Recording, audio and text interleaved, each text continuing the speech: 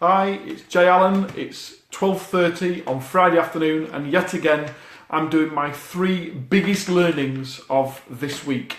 That's 3 biggest learnings from both being a business owner myself of 2 separate businesses, but also that of being the coach and founder of TrueNORTH, the UK's leading ethical coaching company, and the founder of the Add a Zero Business Challenge. We've had an incredible week this week. I'm hardly surprised that it's Friday already. I think I'm already into the December, I think, with regards to where the business has been this week and what we've been up to. But it's vitally important that we continue what we've done, and we've promised to be able to share our 3 biggest learnings with you every Friday at 12:30. So without further ado, the 3 biggest learnings of this week, and the first one is called KISS.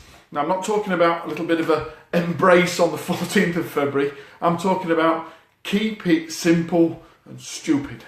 You see, what I've learned this week with a number of clients is how we've overcomplicated things. I don't know whether it's shiny object syndrome or whether it's something else that comes out and we see an opportunity or how could I use that, and the systems become clunky. It's become overcomplicated. It's become more difficult to be able to do business than realistically it ought to be. So what I want you to do is I want you to strip out a lot of the stuff that perhaps you've previously been doing. I want you to be able to stop and determine where are the customers, what's the value that you offer them, and how do you get the two together? You see, the problem is the fact that over the course of, this year or the last 18 months or so, we've ended up adding lots of stuff to the process. We've ended up adding lots more cogs to try and get people to jump through. We've made it more difficult. We've gone from landing pages and upsells and cross-sells and downsells. We've got thank you pages and can I introduce you to this pages, and we've got I need you to fill in the details here, and I'd like to add you to my website and my mailing list, and I'd like you to do this and do that and do the... And the simple fact is, some of it just really doesn't matter. Some of it is simply about generating cash. And that means, what is the quickest and easiest method to be able to get from A to B? And stop jumping through all the hoops to try and make it more complicated than it really is. I'm not going to mention anyone's names, but I know that there are 2 clients particularly that when you watch this, you will think that, hang on a minute, he's talking about me here. And you know what? I am.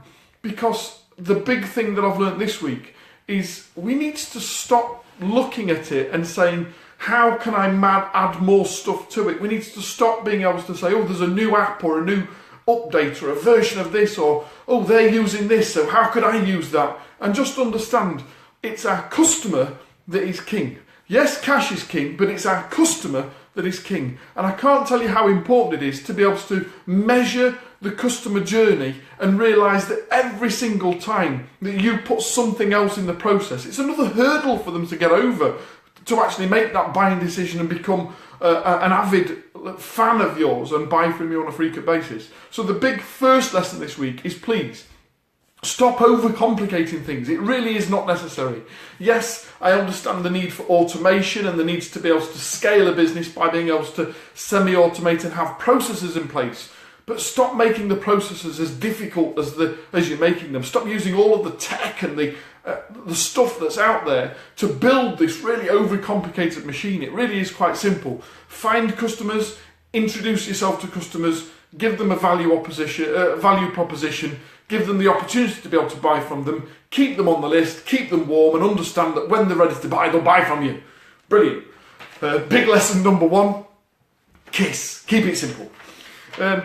The next one is probably related in some degree or another.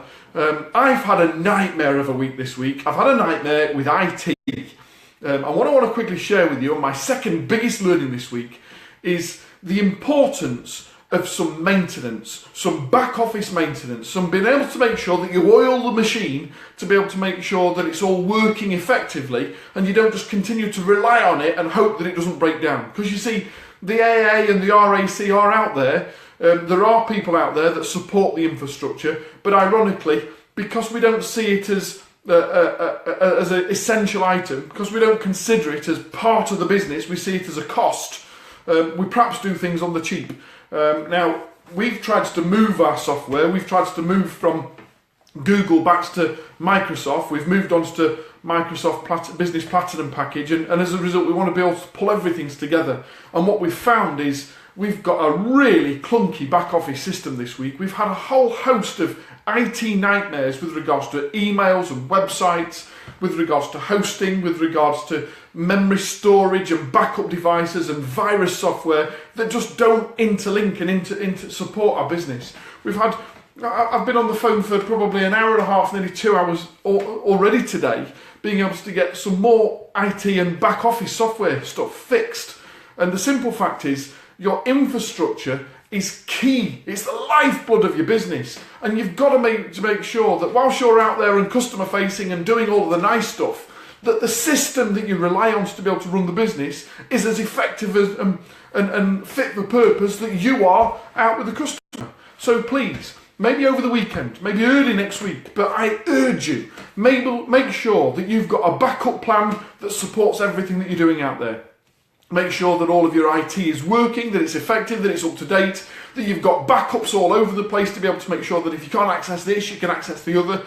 But we've had a real mare this week with regards to what should have been a relatively easy task to transfer some data from one system to another system, but the two don't talk to each other, and the IT in the middle, we were running both a Windows and a Mac system within the back office, and my God, it's been a real nightmare. So please, I urge you, the second biggest learning this week is make sure that all of the wheels that you're using to be able to manage your business are oiled well and serviced on a regular basis, to be able to make sure that when you go out there and you deliver, that you're delivering something that's effective and works.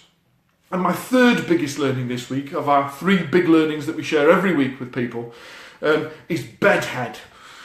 That's right, bedhead. And I'm not talking about waking up and not doing this stuff on your head. I'm talking about the attitude that you have to business. So I've come up with a bit of an acronym. And the first 3 are about what you shouldn't be in business, and the next 4 are really what you ought to be in business. So first of all, bed. I've been really quite despondent sometimes, and a little bit angst with regards to the amount of business owners that I meet that are still in bed. And what I mean by that is they are either blaming or excuses or denial of where they are and what's happening either in the business or around the business. And that really is just unacceptable if we're going to try and honestly and significantly grow the business. We've got to be able to make sure that we're not blaming things or blaming anything else. Oh, it's the government's fault because of Brexit. Oh, it's because this or because that or because the other. It's not. It's because of your attitude that you're allowing other things to influence your attitudes towards business. So please, stop with the blame. If you're in business, it's all your fault. And when you sell out for 50 million quid, it's your fault. And when you end up folding the business and working in Tesco's, it's your fault. So understand, blame is internal. Stop it. The other one is excuses. Stop making excuses for why you haven't, or why you're not going to, or why you haven't yet. We're all full of excuses, and ironically, the successful entrepreneurs haven't thought of an excuse because they've already implemented what they've been going out to do, as opposed to taking the time out to think of an excuse as to why they haven't done it. And stop being in denial. Stop telling yourself that things are well. Stop telling yourself that it's all wonderful if it's not. Have an accurate and honest conversation with yourself about exactly where you are in business, to understand that you've got to do something with the here and now, and not keep talking about this, what they call it, rose-coloured spectacles that prevent us from being effective in our business. So what I want you to do instead is I want you to have a good head for business. And first of all, that means being honest. That means being honest with yourself, it means being honest with your staff, it means being honest with your customers. The days of lying and cheating and stack 'em high and sell 'em cheap, it's over. The internet allowed us to have transparency, because ironically, your customers are more than happy to go online and review you on exactly the experience they receive. So I think there's a massive need for honesty. Honesty in business, honesty with yourself, honesty with your staff, honesty with your customers. The next one is enthusiasm. I sincerely hope that you can get this from me, but you've got to have enthusiasm, you've got to have passion about who you are and what you do and why you're doing it. You can't sit there and try and sell on internet if you're not that interesting. You've got to have some passion about it. You've got to be able to believe the damn stuff. So please, a big enthusiastic boost of enthusiasm and passion for who you are and what you do if you're going to be able to get ahead. The next one is aptitude and attitude. Now the two are slightly different, but I'm going to pull some all together under one A and say you've got to have the right aptitude for business and you've got to have the right attitude to business. And that means that you've got to maintain your determinations to be able to achieve what it is that you've set out to achieve. You've got to maintain that path. You can't fall at the first hurdle. You can't turn around and say, do you know what, I tried that and it don't work. Well, ironically, the hundreds of thousands of dollars that are spent every single day on Facebook advertising me tells me that Facebook advertising works. And if it hasn't worked for you, it's because you haven't done it long enough or well enough, or you've got to go back to the failure that you've had so far and say, this is feedback. What do I need to do differently in order that it works? Please, I implore you, maintain the determination, but understand and be honest with you. Sometimes if it doesn't work, it's because you got it wrong. And the only ways to be able to do that is go back to the drawing board and say, where did it go wrong? What have I got to amend so I can go out there and do it again? I sincerely hope that those three big learnings have helped you this week. I very much encourage you to have a great weekend.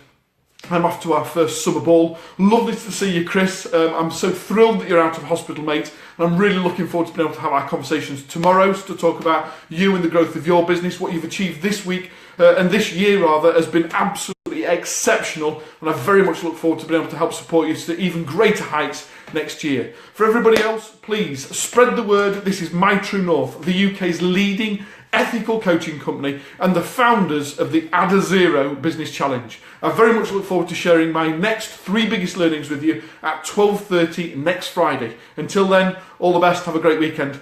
Take care. Bye-bye now.